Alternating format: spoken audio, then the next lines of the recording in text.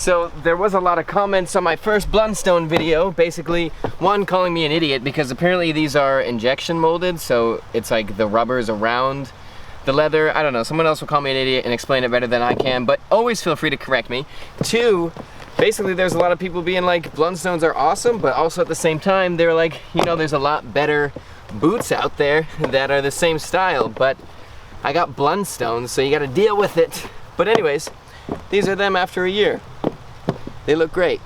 End of review. Let's get into it a little bit more in depth. So first off, the first thing is that I'm not like a crazy, you know, I don't work outside or anything, so just let me fix this real quick, please. So these are weekend boots, kind of. I mean, you know, not really. I wore them every day for probably like 8 months.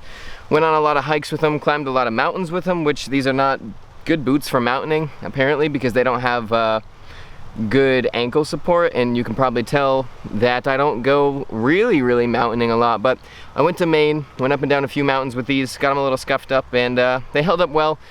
Like I said, there's no ankles. But what I did do, which I also did in these Levi's, is I like to either walk or run a bunch every day. So for like 4 months I probably ran 2 miles in these a day, and then walked 10,000 steps. It sucks running in boots. It's not fun, especially in jeans, a boot, and a jacket. So, but you know, that's how it goes. I want to get fades for you guys, which reminds me of a video I'm very excited about, but I won't tell you about. So definitely subscribe if you want to see it. It has to do with fading stuff. So, you know, we'll get into all that hosh-kabosh later. But yeah, so anyways, boots, here we go. So, you know, the best thing I can really say about these boots in terms of a 1-year review is that they're kind of performing exactly how I'd hope and kind of expect for the price point they're at.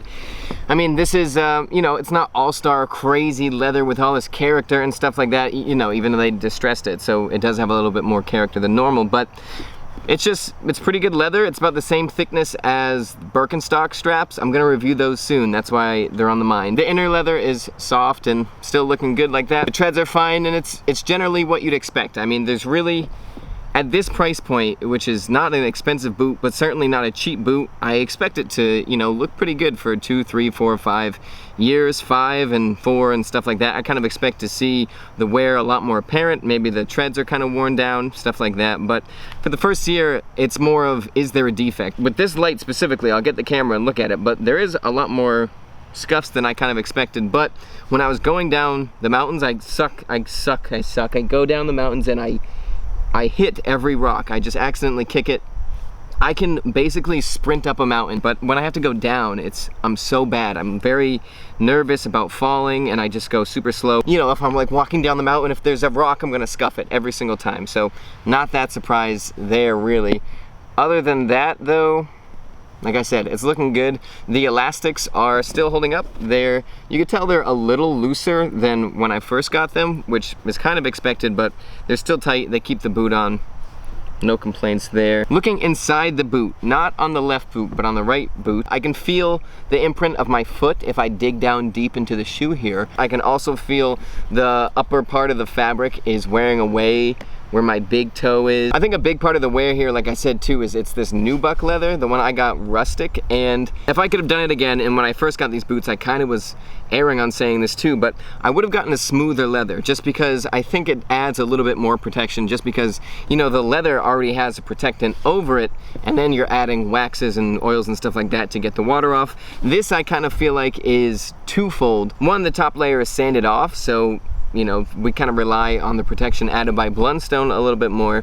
And then two, this boot is aged, so that leather gets the cool look to it and everything like that, and it's still water resistant and all that jazz. But you know, the more you wear something, the more faults come through, even if it's artificial wear. One thing about these boots though is breaking them in, I was surprised to find that I went up mountains with these, I walked through cities, and I used them quite a bit. But when I first started to just walk the track with them and run with them and stuff like that, which, you know, was not really their intended purpose, but I got blisters on my feet, big fat gross blisters, like break-in blisters for boots. So I was kind of shocked about that because I thought they were broken in. But after about 2-3 weeks of that, then they were actually broken in and I stopped getting blisters. But still something I found pretty surprising. The thing we run into with Blundstones, and I kind of hinted at it when I first started this recap, is that people said there's better boots. There's better boots in this style, which is like a work Chelsea boot, and they're definitely 100% correct. But what kind of happened with Blundstone is that they found this market, and I was reading a lot of your comments. Basically, it was like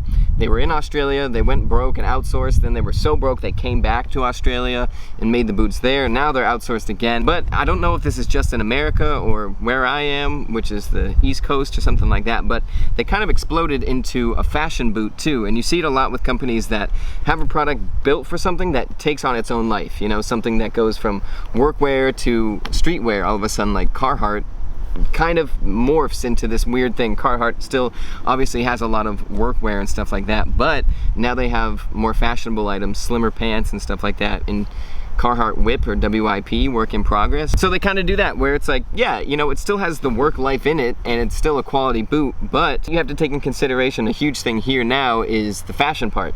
My girlfriend has the slimmer version of the boot with a box toe, which is a dressy work Chelsea boot, which, you know, probably never was really in the cards for Blundstone for a while. So we're kind of seeing that it can function as a work boot, but where there's places that might make it a stronger work boot or a more durable work boot, it kind of takes the fashion route instead of that. So it's decent for work boots, but not anything incredible. It's kind of like you get the right tool for the job. This is a good balance of, I'm gonna go out for a walk, you know, with my girlfriend or a dog that I don't have, and I'm gonna wear these boots, and then I'll walk around the city, I'll walk around the town, and they look fine. Now, if these were to go out of fashion, I feel like that'd be a different story, because all of a sudden you have this boot that doesn't really work that well as anything. You know, it's not particularly fashionable or trendy.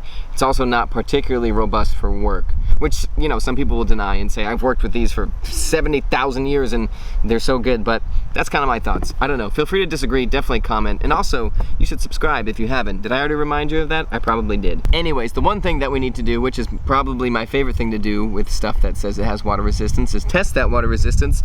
And I live on Cape Cod, so I'm gonna go to the ocean and stick my feet in there. Important to note, I have not treated these boots since I did that video where I treated the boots, which I think was like 2 days after I got the Blundstones. So these are a year untreated, nothing on them. It's basically factory oils and waxes and stuff like that. I'm just gonna keep my feet in until they get wet. I'm gonna go berserk today and we'll see how that goes. It's really important to note that right after this, I'm gonna rinse the boots with fresh water, let them dry, oil them, and, you know, hopefully get them back to where they are. I'm definitely not gonna leave them all salty and gross. So never mind, change of plans. There's actually a pond right near where I was filming, so I'm gonna go in that pond. This water is, how you say gross? It's pretty gross.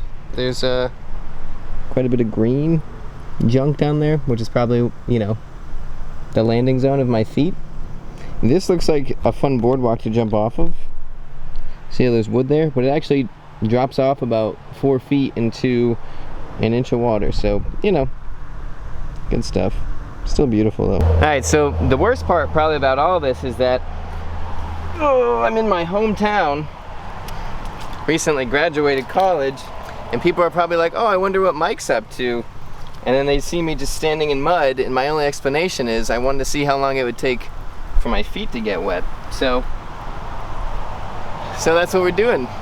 I'm up to the bands. A lot of people say that the bands can't get wet, or, you know, they're not water repellent.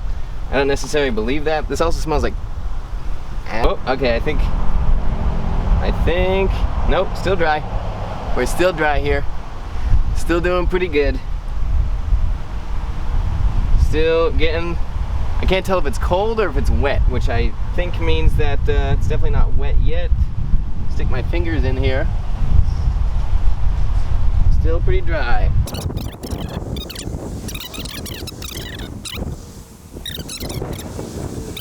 Oh, okay, there we go. There we go, left boot. All right, what was that time? All right, so still looking pretty good. My feet are a little wet. Socks are basically like dry to the touch. It was just the band that got a little wet, but still not really. Okay, back in we go. I'm gonna go to where it's clean over there.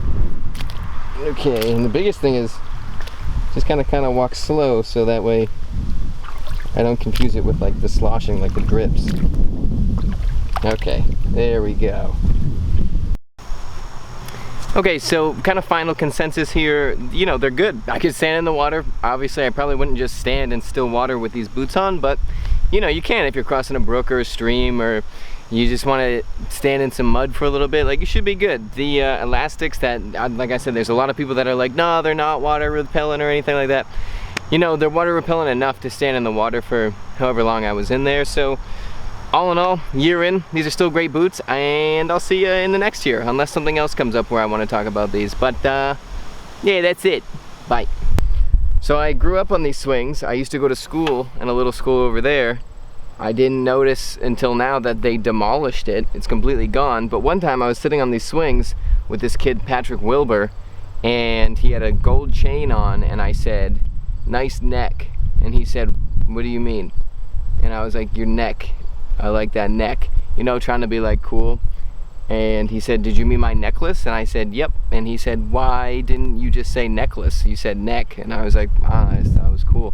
And then everybody started calling necklaces necks. So everyone was complimenting each other's necks all the time. I also told this girl, I thought the word was ditched, not dumped. So everybody started saying, you know, when they had their little relationships, that they ditched them. So I was pretty influential. Then this girl, Shannon, gave me a hug, and I fell backwards on a cabinet, and the corner of the metal cabinet went into my head and up, and I had to get the back of my head glued together. That's about